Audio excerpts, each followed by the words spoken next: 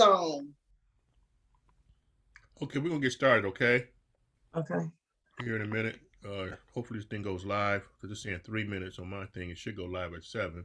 Yeah, just click and we'll be waiting on you.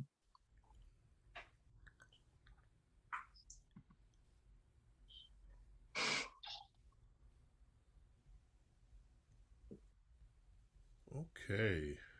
Think about that. My light's not bright to me, but it's okay. My ring light's broken. Is it on the brightest setting? Yep. Okay, here we go. All right, well, praise the Lord. Hallelujah. Thank you, Jesus. It's around that time right here on KAZ Radio. Well, one of my most favorite shows, none other than Sisters of Leisure with Tracey and Michele. Take it away, my sisters. Hello, everyone. It has been a great and amazing day. We have not been on because we were taking a reset.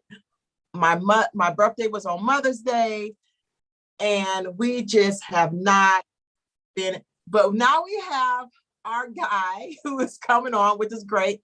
He is totally in a different time zone, so we do apologize for the delay. But we are just so grateful to have you all on our podcast today. My name is Tracey, and I'm just one part of Sisters of Leisure, where we are living every day and seeking and understanding real events. And I am Michele, the little sister. And we're just so happy to have you, David. David. Hold on, give him a minute. So we don't have any sponsors today? We don't have any sponsors today, but I'm just gonna show y'all my earrings. Now, this is Africa. And if you guys want some of these earrings, go on Amazon and get these earrings because they are absolutely adorable. Yes. You're muted, David. Mm-hmm. So while David is getting, everything together, you know what? First off, it is such an honor to have him on Sisters of Leisure because he is super talented. I had the pleasure of working with David. My sister and I had the pleasure of working with him. I do own a Yoni Steam suite, and he was able to make my beautiful Yoni Steam stools. And I have one of the seats here, and I'm going to show everybody the seat. And it is absolutely beautiful. And David is the owner of DJ Woodcraft. He is where he creates beautiful custom woodcraft art and furniture. So David, thank you for coming on Sisters of Leisure. Are you able to hear me and speak to us right now? Yes, check. Can you hear me? Okay, perfect. You know what, David? I'm going to say, I'm going to please accept our apology for the horrible mix-ups with us and getting you on the show. But I just want to let you know it is such an honor to have your, for one, to work with you and to have you on Sisters of Leisure, because when we seen your work and when it finally made it to Atlanta, it was just breathtaking. It was emotional, unwrapping of these Yoni seeds. So I just want to just say thank you for allowing us for coming on Sisters of Leisure and making these beautiful seeds. Oh, it's a pleasure. Thanks for having me. Absolutely. That was a fun project for me. How did you get involved in wood? What do you like about it? Well, for me, it started when I bought my house and we were furnishing it. And I always appreciated live edge woodwork, and I started looking at like coffee tables, and then the prices that people were charging were just amazing. A coffee table was charging like anywhere upwards to like 5,000, and I was thinking to myself, well, what if I cut out the middleman and did it myself? What would I need? So I went on eBay and I bought myself a belt sander, and that was my first tool. And I got this belt sander, and I never used one before, never even seen one before. And I went to this wood shop out in Luling, Texas, and I forgot how I came across it, but once I walked in there, man, and in hindsight, if I knew then what I knew now, I bought a 52-inch pecan round for like $150, and I bought this mesquite piece behind me. I turned it into a guitar hanger, and I think I got that for like $40, something like that. So I was like, okay, I already, just cut out everything and went from 5,000 to, $200, and then maybe 300 with the sander. So I got on the thing, I just started sanding, and it took me months. It took me months. I didn't know what I was doing. I just grind it, try and get it flat. You Yeah. know, and I got the thing flat. And as I started the project, I learned about the project, and started researching the project, like what I actually like get myself into, what I really need, and then just started, every paycheck get a tool or two, stay at Home Depot, Harbor Freight, wherever. Um, just buying sanding rounds, just trying to understand the tools, understand how to get the best product. But honestly, I think it was kind of hereditary. My dad sat me down and he said, my grandfather was really into wood, and Mm. I never really got to know my grandfather on that level. I was just a child, Yeah. when I was around him, so I never got to know the man that he was. But apparently, he was really into wood. He cut down a lot of trees. He slabbed up a lot of trees, and he was like one of the tree guys Yeah. in town, and he stayed cutting down. And you look at his tools; he had like big tools where he could just ram over small trees, hack down the bigger ones, and apparently it was in my blood. So Yeah. once that project started, and then I saw a result, and the result was so satisfying. Yeah. It was so satisfying to like imagine I took this raw piece of wood and I turned it into a piece of furniture and put the legs on it and everything. And it's like, okay, well, if I could do that, what else can I do? And And then that's how it grew. so, you made these beautiful Yoni seeds for me. I want to say it's been a little bit over a year, or just at a year, not quite a year, probably. And when I seen them, I'm like, who would have ever thought to take this wood and really use it as a Yoni seed? But I have a question. Do you cut down the wood like your grandfather, or are you just do you buy the wood from other places? Both. Oh, Yeah, I'm chainsawed up. If I love free, so if I could find somebody that's like I want to get rid of some stuff, and I think I have the capacity to handle it. My truck is not huge, but I can fill it up or make trips or whatnot if it's in the vicinity. Then by all means, I have a few cut down trees in my backyard drying out now. But uh if I had to buy it, wherever. I don't necessarily like look at it as like how you get the wood, as yeah, far as like what is the wood? Is the wood like really good? Does it have character? Does it have personality? Is it, yeah, so it doesn't matter how I get it, whether I buy it or cut it down myself. If I cut it and I look at it and it's not speaking to me, I'll probably use it for firewood before I'll try and make a piece of it. Like okay, each piece I make would be in my own home. yeah. And so everything is custom made. You everything you make hand customly. So if anybody was to want to get a piece from you, it's going to be an original, correct? Oh yeah, there's only one of everything in the world. They're all art pieces out of my brain, really, and, Yeah, and functional, functional art, functional wood art, solid. I build things the way I want them. I want everything solid. I want things that last. I want things that are beautiful, that accent the home in different ways. My house looks like one big tree, but the they're all different statements, you know, Yeah. and it doesn't necessarily feel like you're in a log cabin or anything like that. It has a more warming type feel. I was going to ask you that. How do you create these designs? What do you think this piece of wood is going to be when you look at it? Uh, that's funny. I talked to other woodworkers about that. Like, how do you start a project? I'm like, well, first thing I do is like really touch the wood, and when you bring a wood down to a raw sand, and when I say a raw sand, I usually think like a 60 grit sand. That's my shaping, molding, uh, that type of sand. It's rough. But once you start getting into it on the raw sand, it starts to tell you what it is and what it wants. And then you kind of like shift your ideas to the wood.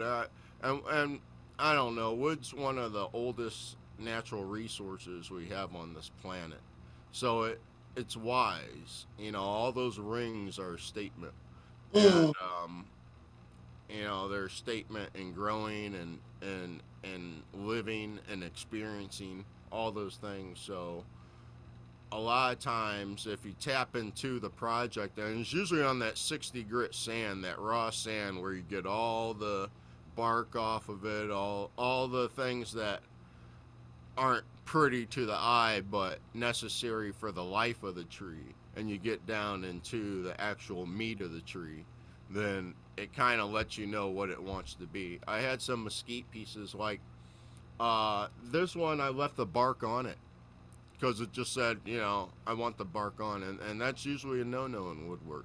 But 5 years later, the bark is still strong. It wanted to be a part of that piece, yeah. and that's how mesquite is. Sometimes that bark clinches onto the meat of that tree so hard, you just can't take it off. You just have to work with it and shape it. But Yeah. like that bark is a statement as well, especially if you can make it work in the piece. Like that piece you have there, that's a red oak piece, and Yeah. I left the bark on just because the bark wanted to be a part of that piece. I mean, it surely did. So this right here, like, I mean, and it was emotional. Tracy said, I opened the box and I just immediately got emotional. And I know people were like, well, what is this? It's a Yoni seat. It's a seat where you sit on to get to steam your yoni. And David did a wonderful job. It's all natural. And these right here, like you said, they'll last longer than us because it's just like it's in ice. Yeah, Yes. and that was a next level project for me because in my mind, I had ideas of different things, but they were all into the epoxy realm, and that was a big fear of mine, to tap into that realm. So that project for me made me have to like face that demon. Yeah. And I once I faced it, now that's my specialty. That's what I do, epoxy wood craft custom woodwork, and now I'm working on like deep pour tables and things like that. So you know what? So let's talk about that real quick. So you are you're new to at one point you was new to woodwork. You decided to not buy a $5,000 table and make it on your own.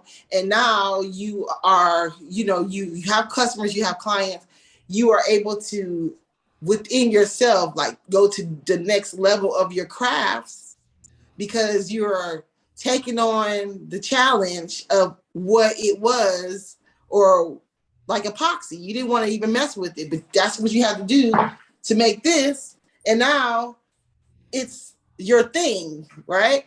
Yeah, yeah. So, so what would you tell someone about, getting over their fear or getting over a challenge and just anything? I think you have to one, you need to be researched. I think a true confidence builder is always going to be knowledge. Knowledge is always going to be power. So I think what I did on that project to overcome that obstacle was I took some steps backwards. Remember when I text you, I'm like, hey, it's going to be a little bit longer. Give me some time. Yeah. Well, what I was doing was I went to school. I went to epoxy school, and I didn't go to a physical place. I went to, my garage and my TV that I could direct into YouTube and just start blasting videos. And I just went through each and every single video, taking notes, screenshots, uh, Amazon list, amazing, and just learning. So by the time I actually touched the material, then it was a matter of, okay, I'm confident to understand the scientific elements behind it. I'm confident to understand the process that goes behind it. But now I just have to touch the material. Now I have to get an understanding of the different brands of the material and how they react to the different elements. Now it's what the fear was going to that level, but once you realize that your brain can handle it, as long as your heart can handle it, your brain can. Just jump in it. There's a poem. There's a few poems, but it couldn't be done. That's one of my poems, Mhm. and one of the last stanzas of it is, there are thousands that will tell you it cannot be done, and there are thousands that will prophesy your failure. There are thousands that will point out to you one by one all the dangers that wait to assail you. But if you just buckle in with a bit of a grin, just take off your hat and coat and get to it. Start to sing as you tackle the thing that cannot be done, and you'll do it. Mm. And those are poems that I say to myself every morning, and lunch, dinner, in the middle of the night, and they're what drive that desire to find greatness, Mm. really be able to not just appreciate other people's, but be able to look them in the eye. I'm a big looker in the eyer. I'm not good at looking at the ground. Yeah. I have to. I don't want to look over you. I don't want. But I want to be able to look you in the eye. I want each piece to be able to stand with whoever. Like throw it in the octagon with whoever. Put the belt up. Let's see Yeah. what you got. And I'm not that deep into the game. Yeah. Like you said, but I think going back to that education, I'm constantly learning. I'm constantly watching. The Czech, the Russians. Oh my goodness, their woodwork is phenomenal. It's Yeah. on a completely different level from what we're doing over here. And most Yeah. of our woodwork is coming out of the Pacific Northwest. It may be sparsed out around the country, but you don't have a whole lot of people. I mean, they're pushing the envelope, and it's always going to be gorgeous and beautiful. But my goodness, it's I want to be one of those bar pushers, and that's it's a hard thing to do because everything's kind of been done already. We're just Yeah. throwing out different variations of what has already been successful. But if we could find a way to reformat that into a unique idea, and present it in that way, and that's just really what I try and do with my woodwork. When I look at something or get an idea, I just let my brain flow with it. I let my artistic brain flow with it. Let me Yeah. ask you a question. What kind of furniture have you made? I made benches, desks, chairs, coffee tables, side tables, um, Yoni stools. Yoni Yeah. stools. This is a piece of furniture. Yeah, a lot of kitchenware, Mhm. uh, and that seems to be pretty popular. The kitchen stuff, even like the tables and things like that. So as far as furniture, like the big items, you know, I'm working my way now to the dining room table and like the corporate table. My next project I have a couple slabs of black walnut, and I'm going to do a black charcoal epoxy black walnut with hopefully a little island slab I have. I'll how much time do we have? I'll walk you into my woodwork. Well, we don't have that much time. We got a little bit of time, but you know that's fine. Just stay right there because we don't want to get too gone with it. Because David, I was looking. I know this is like a cutting board, right? Yeah. I cannot use this as a cutting board. Well, It's so beautiful. I made this one here. Oh, And this is a epoxy version of that one. yeah. Like Omega with it has purple epoxy with gold flakes and the pearls around it. And I made it as a mouse pad, but Oh, you know it's not a good mouse pad. it's a better piece showpiece for something. So I hear you. yeah. Like I use this. I put it as I prop it up on my kitchen bookshelf in my kitchen, and it's just a beautiful piece of art to me. Yeah. You know, and I know it should be used for something than just a piece of art, but it just looks so beautiful and it's so smooth, and it's art. Yeah. Yeah. Art. Yeah, it looks like a deformed hand. Yeah. Cedar's phenomenal. Oh, It's yeah. such a yeah, it's cedar. It's such a statement wood when you really get into all the notches and the beetle holes. Some of my favorites are I love cedar, and it's a versatile wood, and it could take the elements very well. So your fencing is made out of cedar. Um, a lot of outdoor high-end furniture is made out of cedar or pine. Pine is on the low end, but cedar is going to be like your high end or for outdoors when you see a nice cedar fence lined up. Oh man, that's a gorgeous sight, Yeah. especially if they planed it down properly, and let the grain really poke through it. But it's durable, so it could withstand the elements. Oak is a beautiful wood too. Out of those seats, I did two live oak, and those are the dark ones, the really Mhm. big ones. Then I did white oak, and those are the blonder ones, and then the red oak, the one that you had there with the bark on. And Yeah. those three variations of oak are such a beautiful statement, aren't they? They're all the same species, three completely different complexities of the wood, Yeah. and they're different grains. They all say different things. Yes. They My do. favorite was the live. Yes. They're very heavy and sturdy. Yeah, Yeah. yeah, yeah, That they are. This one right here is the one I picked up because I can actually hold it. But yeah, the other ones you gotta really take some time and pick it up because it's so heavy, it's so sturdy, it's such a good quality.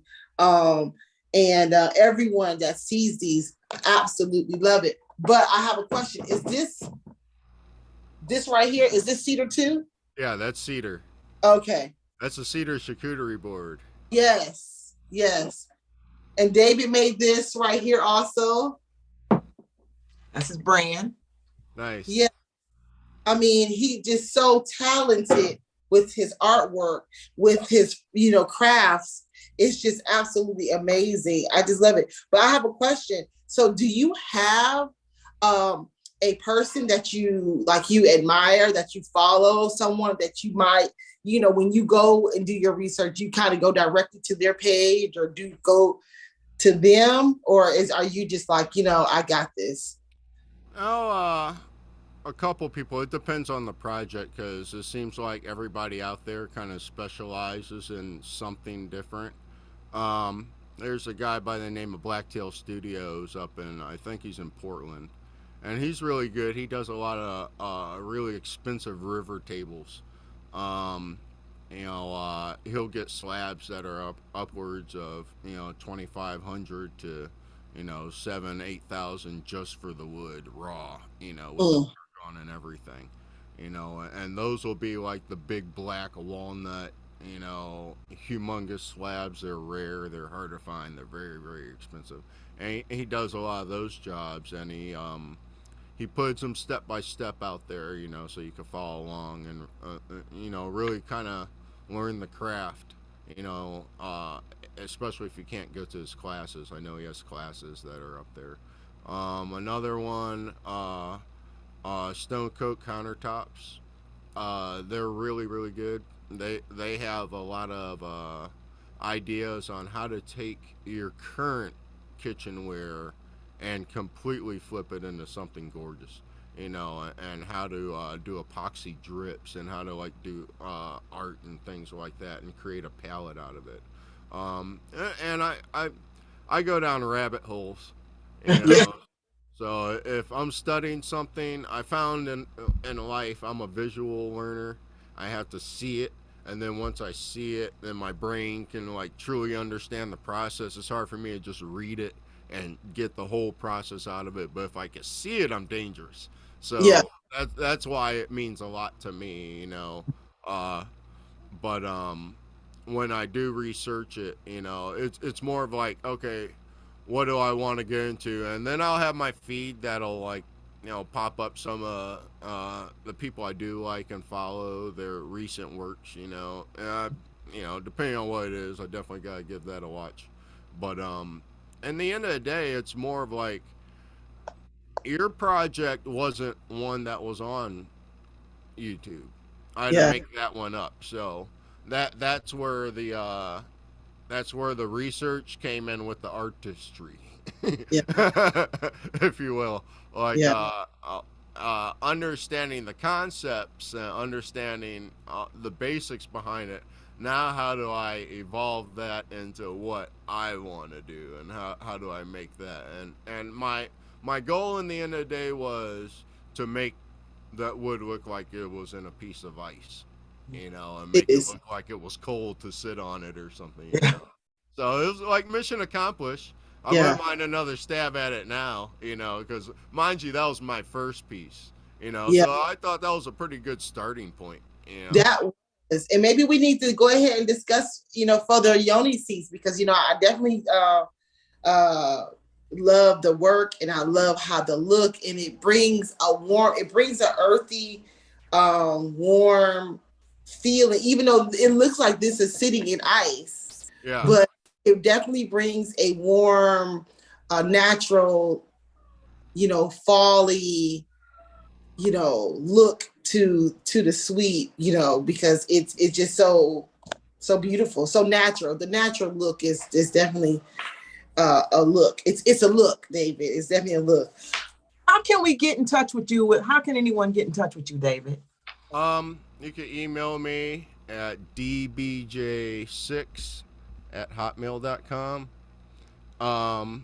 That's probably going to be your best bet of like being able to get in touch with me. Drop me something in the subject matter that mentions DJ Woodcraft's request, and then we can start a dialogue that way.